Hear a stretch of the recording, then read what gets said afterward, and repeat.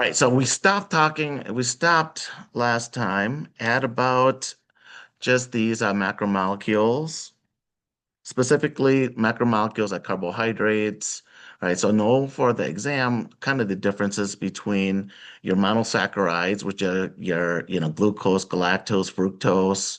You're not going to need to know what they look like. Just know that glucose, galactose, and fructose are types of monosaccharides, and those monosaccharides combine to form the disaccharides. Sucrose is a combination of glucose and fructose.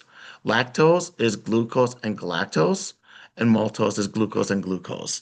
Now, maltose is special because in terms of maltose, right, it is the final breakdown of what we call starch, right? Starch, energy is stored in plants. So when you eat let's say you eat a potato, potato's going to be high in starch, and starches are nothing more than glucose molecules that are going to be very similar to this, bonded to each other, and they're going to be hundreds of thousands of these glucose molecules bonded together in a long chain, along with other branch points with a few other 100,000 molecules of, right, glucose molecules. Eventually, we break everything down into, right, instead of, you know, a million glucose molecules bonded together, by the time we're done, we have 500,000 of these maltose molecules all ready to be finally divided in half and then absorb each one of the glucose molecules individually.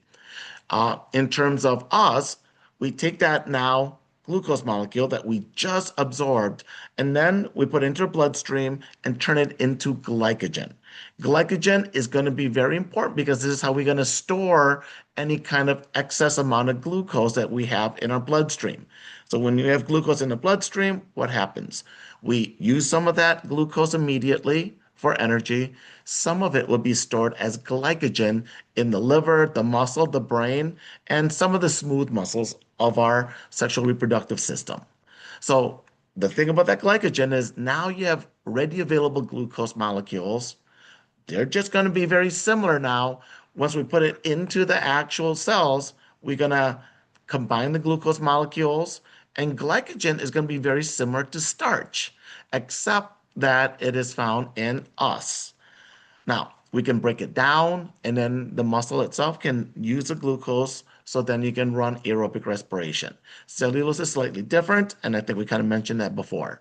Now, when carbohydrates, right, a lot of the times we're going to use it for other things besides converting it to make ATP. That's a big one. But we're going to see that a lot of carbohydrates are going to be important in making what we call glycolipids and glycoproteins. These are how one cell are able to signal to other cells of our body that this cell is part of my larger body. Don't attack this cell because this cell is part of those other 80 trillion cells that make us who we are. So these glycoproteins are there for allow for cell to cell recognition. So when we do ABO, all right, if you have your ABO blood type, if you're type A, B, O, AB, well, those blood types are types of glycoproteins that are found on the surface of your red blood cells. Now, lipids usually have a lot more calories per gram than carbohydrates.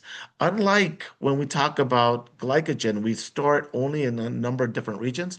In terms of lipids, there's almost an unlimited amount that we can store lipids. So you see people that are like 500, 600 pounds. Well, the reason why they can store and they can get that large is because when we store fats, we eat fats, we can store it as triglycerides. One other thing that can happen is if you overindulge in lots of carbohydrates, we can also convert it to triglycerides. Those triglycerides then are made out of glycerol and a lot of fatty acids. Fatty acids are really long chains of carbons, hydrogens, right? And the thing about them is that, right, those long chains are really conducive to storage, number one. And when we break apart the bonds, there are a lot of those bonds, 4 to 24 carbon atoms. That's a lot of energy we can break. Now, saturated fats versus unsaturated. You guys have heard that, one is better than the other. But if you ever ask somebody what is a saturated fatty acid versus unsaturated, it actually is very hard to describe because saturated fatty acids means that you have these super long chains of carbon, and saturated means that you just maximize the number of hydrogens. So then it's just super long and only hydrogen sticking out of it. Unsaturated means that there's some double bonds, and we usually say that fatty acids that are unsaturated are slightly more healthy because of it. All right, now triglycerides, neutral fat, it includes glycerol and three of those fatty acids. The thing about the triglycerides is that we can break it down, and when we break it down, we can produce a lot of energy. Triglycerides at room temperature. When it's a liquid, we call it an oil. When it's solid, it's called a fat. Now, we see this all the time. When you cook hamburgers, when you first cook it, it looks like oil. It doesn't look that bad, right? You don't feel quite as guilty eating it. But if you let it kind of wait 5, 10, 20 minutes to cool, as it cools, you start seeing that fat solidify and that oil turns into fat. And now you feel a little bit more guilty because of that. The primary function of triglycerides and fatty acids is energy storage. Now, we also have other types of phospholipids. The big one are phospholipids. They're important because they form the actual boundary of a cell. The cell membrane itself, separating one cell from the other cells, separating cells from the interstitial fluid space. Those fats make up this boundary, right? These phospholipids, neutral fats. The thing about these phospholipids is that they have certain parts of these phospholipids that are hydrophobic, so they face each other. And they have other parts that are hydrophilic. Remember, philia means love. So the hydrophilic parts of a phospholipid is going to face water on each side of the cell. So we're going to have water on the outside of the cell, water on the inside. The water on the inside, we're going to call it the cytoplasm.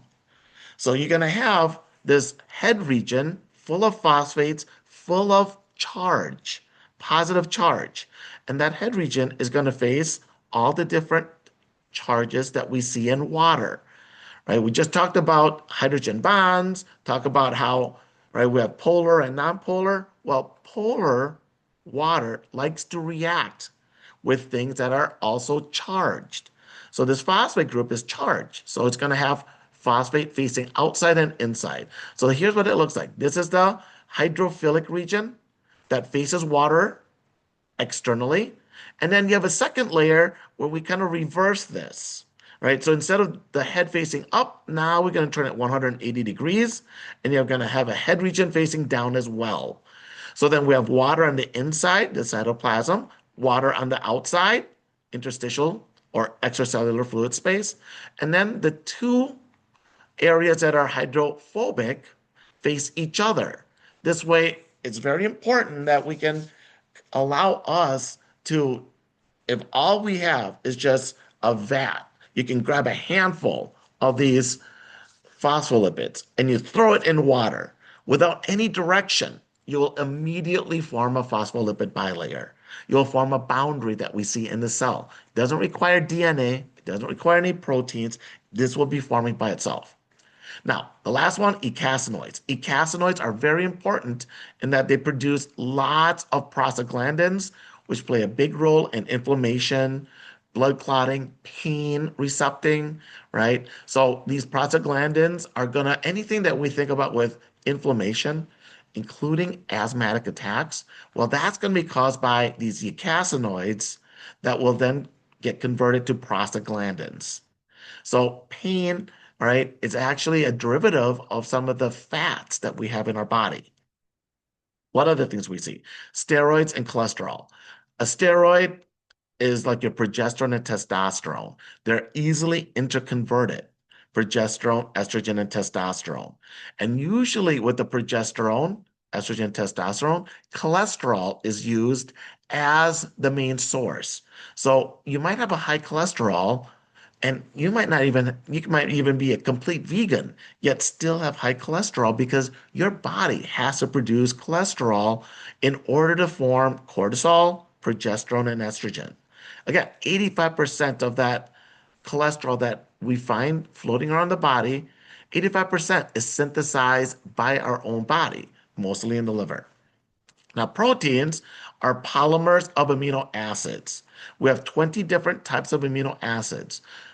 When you start working out, sometimes you'll have a trainer say you need to eat more protein. Why? Is because when you are working out, you're going to cause tiny little rips in your skeletal muscle that when they heal will then cause a muscle to grow. Now, in order to grow, you need lots of amino acids in your bloodstream. So then we can form proteins inside the skeletal muscle, giving you more strength. The more proteins in the muscle, and we'll talk about what proteins are important inside of it later on. But just understand for now that for a protein to be formed, you need lots of amino acids. We have 20 different amino acids, and we're going to see that each of the amino acids are going to be very similar, except for what we call an R group.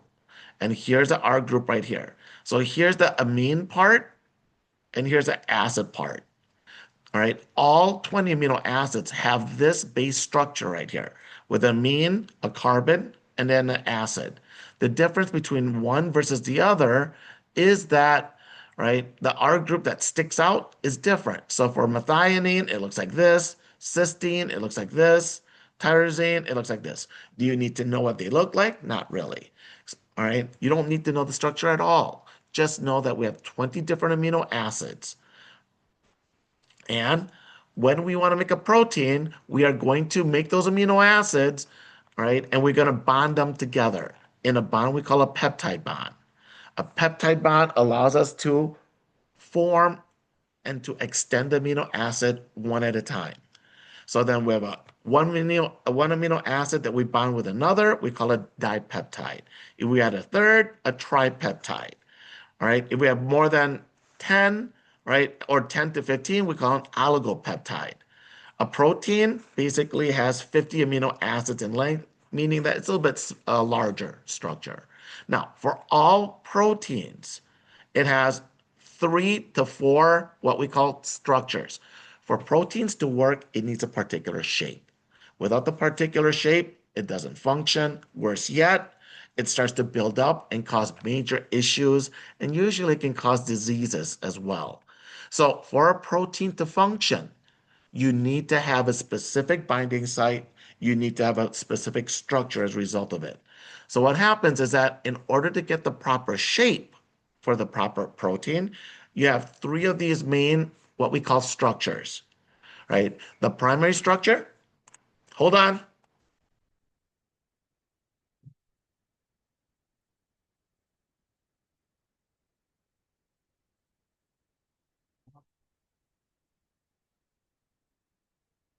Primary structure, secondary structure, and then tertiary structure, right? And then quaternary one. Now, the tertiary one should also be highlighted. I don't know why that wasn't highlighted.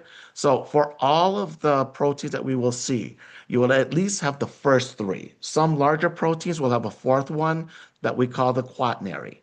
Now, the primary structure is a structure of the protein and how it's sequenced. Which of the 20 amino acids goes where? So let's say you have amino acid chain, a protein that is 50 amino acids in length. To make that protein, you need to know which amino acid goes where. So, which amino acid goes into the number 1 position? Well, usually that's methionine, right? And then which amino acid goes into number 2? Which amino acid goes into number 3? Well, that's a protein sequence, right? The sequence of amino acids. If you get the sequence of the amino acids wrong, everything else falls apart.